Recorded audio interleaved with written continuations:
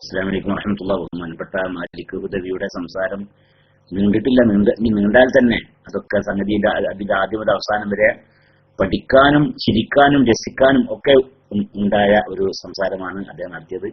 അല്ലാഹു റബ്ബുൽ ഇസ്സത്ത് ബഹുമാനപ്പെട്ട ശൈഖുനെയും നമ്മെ എല്ലാവരെയും നമ്മോട് ബന്ധപ്പെട്ടവരെയും അത് ജന്നാത്തുൽ ഫിർദൗസിൽ ഒരുമിച്ച് കൂട്ടി തരട്ടെ. അല്ലാഹുവിന്റെ റസൂലിന്റെ ജിവാറിലായി ഒരുമിച്ച് കൂട്ടി തരട്ടെ എന്ന് ദുആ ചെയ്യാണ്. ബഹുമാനപ്പെട്ട രാമൻതളി ഇവിടെ ഉണ്ടാവില്ലല്ലേ? എന്തെങ്കിലും റൈസാൻ ചെയ്യണേ. രാമൻതളി സാഹിബ് ഇവിടെ ഇല്ലേ? പോയാ? ഉണ്ട്. ഇൻഷാ അല്ലാഹ് അദ്ദേഹത്തെ ഞാൻ മൈക്കിലേക്ക് ക്ഷണിക്കാൻ. അസ്സലാമു അലൈക്കും വറഹ്മത്തുള്ളാഹി.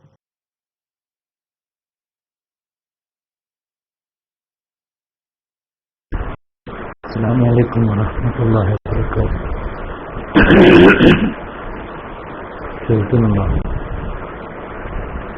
ശബ്ദം കേൾക്കുന്നുണ്ടോ?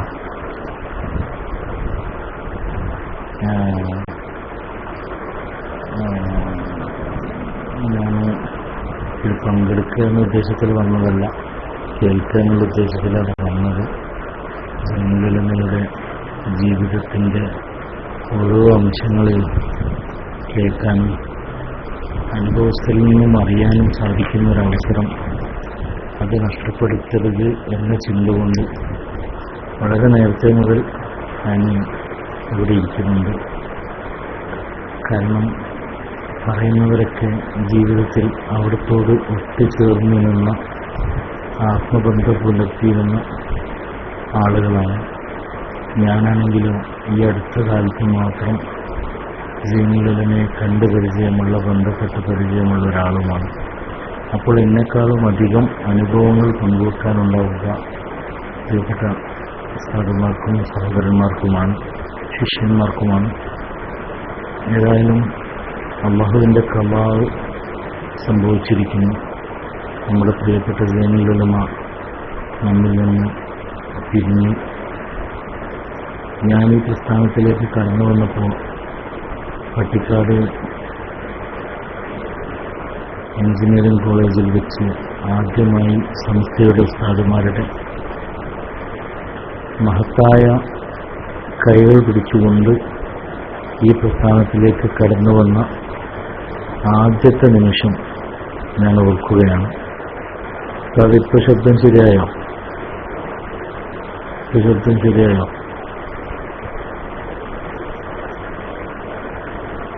ആ സമയത്ത് ഞാൻ ഓർക്കുകയാണ്, ആദ്യമായി ഞങ്ങൾക്ക് കൈപിടിക്കാൻ ഹൈദരലി ശിഹാബ് തങ്ങളുടെ നിർദ്ദേശപ്രകാരം തന്ന കൈ വന്യരായ സൈനുൽ ഉലമയുടേതാണ്. സത്യത്തിൽ ശംസുൽ ഉലമയും കണ്ണൂത്ത് ഉസ്താദുമൊക്കെ മഹത്തായ മഹാന്മാരാണെങ്കിലും, വളരെ വലിയ മഹാന്മാരാണെങ്കിലും, എൻ്റെ ജീവിതത്തിൽ ഞാൻ തൊട്ടറിഞ്ഞ് അനുഭവിച്ചറിഞ്ഞ എൻ്റെ സൈനുൽ ഉലമ എന്നെനിക്ക് പറയാവുന്ന, ഇടപെട്ടത് ചെറിയ കാലമാണെങ്കിലും ആ ചെറിയ കാലം ഒരു നൂറ്റാണ്ടിൻ്റെ നന്മയുടെ സഹവാസത്തെ ഓർമ്മിപ്പിക്കുന്ന വിധത്തിലുള്ള ചെറിയ സമയങ്ങളാണ് എനിക്ക് ലഭിച്ചത്. വല്ലാതെ സന്തോഷം ലഭിച്ച നിമിഷമായിരുന്നു ആദ്യത്തെ പ്രാവശ്യം ആ കൈ ചുംബിക്കാൻ കിട്ടിയ അവസരം. പിന്നീട് ഹൈദരലി തങ്ങളുടെ കൈ. ഉസ്താദ് തന്നെയാണ് അവിടെ ഞങ്ങളുടെ എല്ലാ കാര്യങ്ങൾക്കും അന്ന് നേതൃത്വം നൽകിയിരുന്നത്. ഉച്ചയ്ക്ക് ഭക്ഷണം കഴിക്കാൻ വേണ്ടി ഞങ്ങൾ അവിടുത്തെ ക്യാൻറ്റീനിൽ യോഗം കഴിഞ്ഞ് പോയപ്പോൾ ഞങ്ങളെ പിന്നിൽ വന്ന് ആദ്യമേ ഇടയിൽ നിന്ന് ഭക്ഷണം കഴിച്ച് ആ ബാഗും പൊക്കിപ്പിടിച്ച് സാധാരണക്കാരിലൊരു സാധാരണക്കാരെ പോലെ ഞങ്ങൾക്കിടയിലൂടെ നടന്നു പോയപ്പോൾ ആ ദിവസത്തെ അതിൻ്റെ തൊട്ടു മുമ്പത്തെ നിമിഷം വരെ ഉണ്ടായിരുന്ന പണ്ഡിതന്മാരിൽ കണ്ടുപരിചയമുണ്ടായിരുന്ന ചിലരുടെ ജാട നിറഞ്ഞ ജീവിതത്തിൽ നിന്ന് വ്യത്യസ്തനായൊരു അത്ഭുത ജീവിയെ ഞങ്ങളവിടെ കാണുകയായിരുന്നു. ആ മഹാത്മാവിലൂടെ കാണുകയായിരുന്നു ഞങ്ങൾ. സത്യത്തിൽ അന്ന് അവിടെ നിന്ന് എൻ്റെ കൂടെ വന്ന എൻ്റെ സുഹൃത്ത് നൗഷാദ് ഹസനി എന്തോ കാരണങ്ങളാൽ പിന്തിരിഞ്ഞു പോയെങ്കിലും അദ്ദേഹത്തിന് പോലും മനസ്സിന് ഇഷ്ടപ്പെട്ടൊരു ബന്ധമായിരുന്നു അതെന്ന് അയാൾ ഓർമ്മിപ്പിച്ചത് പലപ്പോഴും എനിക്ക് ഓർമ്മയുണ്ട്. മിനിയാന്ന് ദാറുൽ ഹുദയുടെ മുറ്റത്തേക്ക് പണ്ട് പിടിച്ച കൈകളുള്ള മഹാനെ കാണാൻ അവസാനമെങ്കിലും അദ്ദേഹം എത്തിയത് നന്മയുടെ ഒരു ലക്ഷണമാണ്. ഈ മഹത്തായ വഴിയിലേക്ക് അദ്ദേഹത്തിനും അല്ലാഹു വാതിൽ തുറന്നു കൊടുക്കുമാറാവട്ടെ.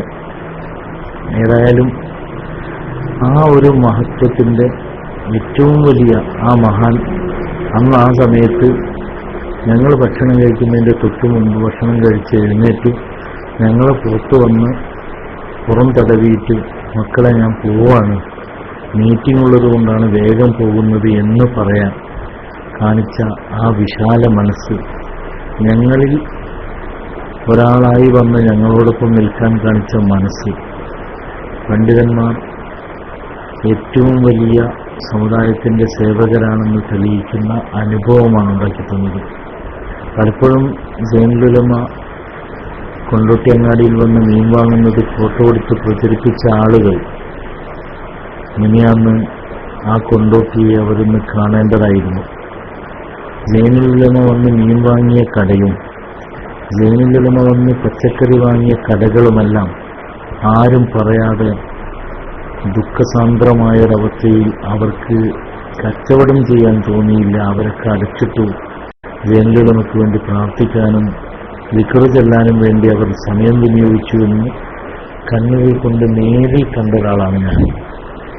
സൈനുലുലമയുടെ ആ നാട് മുഴുവൻ സൈനുലുലമയോടൊപ്പം യാത്രയാവുകയായിരുന്നു. അവിടുന്ന് പോകുന്ന ദാറുൽ ഹുദയിലേക്കും ദാറുൽ ഹുദയിൽ നിന്നുള്ള അന്ത്യയാത്രയുടെ അവസാന നിമിഷം വരെ ആ നാട്ടുകാരൊക്കെ പങ്കുചേർന്നു എന്ന് പറഞ്ഞാൽ അതാണൊരു പണ്ഡിതന് ലഭിക്കുന്ന സ്വന്തം നാട് നൽകുന്ന യാത്രയും സ്വീകാര്യതയും ഒക്കെ അതിലാണ് കാണുന്നത്. പ്രിയപ്പെട്ട സൈനുലുലമയുടെ ജനാസ കൊണ്ടുവച്ച് കാവിയാരകം പള്ളിയുടെ മുന്നിലെ മദ്രസയുടെ മുന്നിൽ ആ ജനാസ കൊണ്ടുവച്ചപ്പോൾ ആദ്യമായി കണ്ട 4-5 ആളുകളിൽ ഒരാളാണ് ഞാൻ. ആദ്യമായി ആ ജനാസയുടെ മുഖം തുറന്ന് കണ്ട ആളുകളിൽ ഒരാളാവാനുള്ള ഭാഗ്യം അള്ളാഹു എനിക്ക് തന്നത് ഞാൻ അള്ളാഹുവിനെ സ്തുതിക്കുന്നു. അൽഹംദുലില്ലാഹ്. അവിടുത്തെ മുഖം ആദ്യം തന്നെ തുറന്ന് കണ്ടപ്പോൾ, ആ പ്രകാശിക്കുന്ന പൂമുഖത്തെ കണ്ടപ്പോൾ അറിയാതെ കണ്ണുകൾ സജലമായി മാറി, കണ്ണുകൾ നിറഞ്ഞുപോയി. എന്തൊരു പുഞ്ചിരിയായിരുന്നത്. ജീവിതത്തിൽ ആ ചിരിയെ ഒരുപാട് പ്രാവശ്യം കണ്ടിട്ടുണ്ട്, ചെറിയ സമയത്താണെങ്കിലും. പക്ഷെ ആ പുഞ്ചിരി കണ്ടപ്പോൾ മനസ്സറിയാതെ പറഞ്ഞുപോയി. പലപ്പോഴും പ്രസംഗത്തിന്റെ മേറ്ററായി സമസ്തയുടെ മഹോന്നതരായ പണ്ഡിതന്മാരുടെ വഫാത്തിന്റെ നിമിഷങ്ങളെ ഞാൻ 100 കണക്കിന് വേദികൾ അവതരിപ്പിച്ചിട്ടുണ്ട്. നമ്മുടെ ഉസ്താദുമാർ പറഞ്ഞു തന്ന അത്തരം ചരിത്രാനുഭവങ്ങളെ വെച്ചുകൊണ്ടാണ് ഞാൻ പറഞ്ഞിരുന്നത്. പക്ഷേ സൈനുലുലമയുടെ ഈ പൂമുഖം നേരിൽ കാണാൻ സാധിച്ചപ്പോൾ ആ മഹത്തുക്കളുടെ മുഖത്തെയും ഓർക്കാൻ സാധിക്കുകയായിരുന്നു. അതിൽ വല്ലാതെ ദുഃഖഭാരമുള്ള സമയത്തും തോന്നിയൊരു സന്തോഷമുണ്ട്. ഇത്തരം പുഞ്ചിരിക്കുന്ന പൂമുഖങ്ങളുള്ള ഈ അവസ്ഥയിൽ പുഞ്ചിരിച്ചു മരണപ്പെടുന്ന മഹാന്മാരുടെ പ്രസ്ഥാനത്തിൽ അംഗമാവാൻ കഴിയുകയും അവർക്കു പിന്നിൽ നിന്ന് അവർ പറഞ്ഞ വഴിയിലൂടെ സഞ്ചരിക്കാനുള്ള ഭാഗ്യം ലഭിക്കുകയും ചെയ്യുക എന്ന ഒരു മഹത്തായ ഭാഗ്യം എനിക്ക് അല്ലാഹു തന്നിട്ടില്ലായിരുന്നുവെങ്കിൽ പലരെയും പോലെ മറുപക്ഷത്തു നിന്ന് സൈനുലുലമയുടെ മഹത്വം വക്രീകരിച്ചു പറയുന്നൊരവസ്ഥ എനിക്കും വരുമായിരുന്നു. അല്ലാഹു കാത്തു. അൽഹംദുലില്ലാഹ്. കാരണം സൈനുലുലമയുടെ ജീവിതത്തിൽ സൈനുലുലമ ശംസുലുലമയ്ക്ക് എതിരായി ചിന്തിച്ചിരുന്നു, ജീവിച്ചിരിക്കുന്നു എന്ന് പറയുന്നവർ പച്ചക്കള്ളമാണ് പറയുന്നത്. കാരണം സൈനുലുലമ നേരിട്ട് ആ പ്രസ്ഥാനത്തിൽ നിന്ന് വിടവാങ്ങി വന്നതിൻ്റെ സന്തോഷം പങ്കിട്ടുകൊണ്ട് ഇനിയൊരിക്കലും കാപട്യത്തിൻ്റെ പ്രസ്ഥാനത്തിലോ അവരുടെ കാപട്യം നിങ്ങളുടെ ജീവിതത്തിലോ ഉണ്ടാവരുതെന്ന് എന്നെ നേരിൽ ഉപദേശിച്ചത് എൻ്റെ ജീവിതത്തിലെ അനുഭവമാണ്. വോയിസ് ഇറക്കിയ ആളുകളോട് എനിക്ക് പറയാനുള്ളത്, നിങ്ങളോട് അങ്ങനെ വല്ല വാക്കുകളും പറഞ്ഞിരുന്നു. മനസ്സിലുള്ളത് പുറത്തു പറയുന്നവരാണ് യഥാർത്ഥ പണ്ഡിതന്മാർ. നിങ്ങളെ നേതാക്കളെ പോലെ മനസ്സിലൊന്നും പുറത്തു വേറൊന്നും പറയുന്നത് ഉഖ്റവിയായ ആലിമിന്റെ ലക്ഷണമല്ല. സൈനുലുലമയുടെ മനസ്സിലുള്ളത് നേരിട്ട് എന്നോട് പറഞ്ഞിട്ടുണ്ട്. നിങ്ങളുടെ പ്രസ്ഥാനത്തെ വെറുത്തതിന് അദ്ദേഹം സന്തോഷിച്ചിട്ടുണ്ട്. പലപ്പോഴും നിങ്ങളുടെ പ്രസ്ഥാനത്തിന്റെ തെറ്റായ വശങ്ങളെ വിശദീകരിക്കുമ്പോൾ അത് കേട്ടിരുന്നിട്ട് ആവേശത്തോടെ വീണ്ടും വളരെ കൃത്യമായി സമസ്തയുടെ പ്രതിരോധത്തിന് വേണ്ടിയും സംരക്ഷണത്തിന് വേണ്ടിയും പ്രസംഗിക്കാൻ നിർദ്ദേശങ്ങൾ തന്നിട്ടുണ്ട്. മാത്രമല്ല, വടകരക്കടുത്ത് ഒരു പരിപാടിയിൽ പങ്കെടുത്തുകൊണ്ടിരിക്കുമ്പോൾ സൈനുലുലമ പ്രസംഗത്തിന് മുമ്പ് അവിടെ ഇരിക്കുമ്പോൾ ഞാൻ അവിടുത്തെ കൈപിടിച്ച് മുത്തിയിട്ട് ചോദിച്ചു, ഉസ്താദെ എങ്ങനെയാണ് ഉസ്താദിനെ സെക്രട്ടറിയായി ശംസുലുലമ നിശ്ചയിച്ചതെന്ന് ചോദിച്ചപ്പോൾ 70-ാം വാർഷിക സമ്മേളനത്തിൽ ആ സംഭവത്തെ നേരിട്ട് എനിക്ക് പറഞ്ഞു തരികയും ശംസുലുലമയോടുള്ള അവിടുത്തെ മഹത്വത്തെ വ്യക്തമാക്കുകയും ചെയ്തിരുന്നു. എന്നിട്ടാണ് പച്ചക്കള്ളം പറയുന്നത്. ഈ കളവ് പറയാൻ മാത്രം വിധിക്കപ്പെട്ടവർ. എന്തൊരു ഗതികേടാണ് ഇത്തരക്കാരുടെ. സ്വന്തം നേതാക്കളുടെ മഹത്വം പറയാൻ ഇവർക്ക് നേതാക്കളില്ല. പറയാൻ പറ്റുന്ന നേതാക്കൾ ഇവർക്ക് ഇല്ലാതായിപ്പോയതിൻ്റെ വേദന കൊണ്ട് ഇങ്ങനെ വളഞ്ഞു നിന്ന് മറുപക്ഷത്തെ മറുകോണിലെ മറക്കപ്പുറത്തു നിന്ന് ഞങ്ങളുടെ ആളാണ് സൈനുലുലമ എന്ന് പറയുന്നതിന് പകരം നാണമുള്ളവരാണെങ്കിൽ ആ പണി നിർത്തി രാജിവെച്ച് സൈനുലുലമയുടെ പ്രസ്ഥാനത്തിലേക്ക് കടന്നു വരിക. അതാണ് ചെയ്യേണ്ടത്. അതാണ് നിങ്ങൾക്ക് കരണീയമായ ഏറ്റവും നല്ല വഴി. അങ്ങനെ സൈനുലുലമയും ശംസുലുലമയും തമ്മിലുള്ള ബന്ധം വല്ലാത്തൊരു ബന്ധമാണ്. മുസ്തഫ മാഷ് മുണ്ടുപാറ ഓർക്കുന്നത് ഞാനിവിടെ അനുസ്മരിക്കുകയാണ്. അദ്ദേഹം ഒരു യാത്രയിൽ ഈ അടുത്ത് തൊഴിയൂർ ഉസ്താദിന്റെ വഫാത്തിന് പോകുമ്പോൾ ഒരു ഇന്നോവയിൽ നേരെ ദാറുൽഹുദയിലേക്ക് ചെന്നു. അദ്ദേഹവും മൊയ്ൻകുട്ടി മാസ്റ്റർ സമസ്ത മാനേജറുമുണ്ട്. അവരൊക്കെ കൂടിയുള്ള ഒരു ഇന്നോവയിൽ ഉസ്താദിനെ കൂട്ടാൻ വേണ്ടി ദാറുൽഹുദയിൽ ചെന്ന് മുന്നിലെ സീറ്റ് ഉസ്താദിനെ അഴിച്ചിട്ട് കൊടുത്തു. ഉസ്താദ് ക്ലാസ് കഴിഞ്ഞ് വണ്ടിയിൽ കയറിയപ്പോൾ ഉസ്താദ് കയറാൻ വന്നപ്പോൾ മുന്നിലെ സീറ്റ് കാണിച്ചു കൊടുത്തപ്പോൾ ഉസ്താദ് പറഞ്ഞു അത് വേണ്ട, അവിടെ മൊയ്ൻകുട്ടി മാസ്റ്ററോട് ഇരിക്കാൻ പറഞ്ഞു. മാഷ് പിടിച്ചിരുത്തി. എന്നിട്ട് ഉസ്താദ് നേരെ പിന്നിലേക്ക് വന്ന് ഇന്നോവയിൽ 3 സ്റ്റെപ്പിലല്ലേ സീറ്റ് ഉണ്ടാവുക, മധ്യത്തെ സീറ്റ് അഥവാ ഡ്രൈവർ നേരെ പിന്നിലുള്ള ആ മധ്യത്തിലുള്ള സീറ്റുകളിൽ ഇടതുഭാഗത്ത് കയറി സൈനുലുലമ ഇരുന്നു. എന്നിട്ട് യാത്ര തുടരാൻ പറഞ്ഞു. യാത്ര തുടർന്നുകൊണ്ടിരുന്നപ്പോൾ അപ്പോൾ ഈ യാത്രികരായ മുസ്തഫ മാഷോടും അതുപോലെ മൊയ്ൻകുട്ടി മാഷോടൊക്കെ സൈനുലുലമ പറഞ്ഞു അത്രേ, ശംസുലുലമ ജീവിതത്തിൽ ഏറ്റവും ഇഷ്ടപ്പെട്ട് യാത്രയിൽ ഇരുന്ന സീറ്റ് ഇതാണ്, അതുകൊണ്ട് അവിടുത്തെ ഞാൻ അതുപോലെ പിന്തുടരുന്നു, എനിക്കതാണ് ഇഷ്ടം എന്ന് പറഞ്ഞുകൊണ്ട് ശംസുലുലമയുടെ മഹത്വം പറഞ്ഞുകൊടുത്ത സൈനുലുലമക്ക് ശംസുലുലമയോട് മഹത്വത്തില്ലായിരുന്നു എന്ന് പറയുന്ന തനിച്ച കാപട്യം വിശദീകരിക്കുന്നവർ അള്ളാഹുവിന്റെ കോടതിയിൽ നിങ്ങൾ ഒരുപാട് അനുഭവിക്കേണ്ടി വരുമെന്നത് ഉറപ്പാണ്. പ്രിയപ്പെട്ട നമ്മുടെ സൈനുലുലമ, നിങ്ങൾ ശംസുലുലമയെക്കുറിച്ച് ജീവിതത്തിൽ ഒരുപാട് അപരാധം പറഞ്ഞിട്ടുണ്ട്. സൈനുലുലമയുടെ വഫാത്തിന് ശേഷം നിങ്ങൾ സൈനുലുലമയെക്കുറിച്ചും പറയുന്നു. അള്ളാഹു നിങ്ങൾക്ക് തന്ന ഈ ദുർഗതിയെ ഓർത്ത് ഞാൻ ഇന്ന് കണ്ണീരൊലിപ്പിക്കുകയാണ്. കാരണം എൻ്റെ കൂടെ ഉണ്ടായിരുന്ന പ്രസ്ഥാനത്തിന്റെ ആളുകളാണല്ലോ ഇങ്ങനെ പറയുന്നതെന്ന് ഓർക്കുമ്പോൾ വേദനയുണ്ട്. കാരണം നിങ്ങൾ പണ്ഡിതന്മാരായ മഹത്തുക്കളായ മഹാന്മാരായ പണ്ഡിതന്മാരെ നിങ്ങൾ അപമാനിച്ചിട്ടേ ഉള്ളൂ.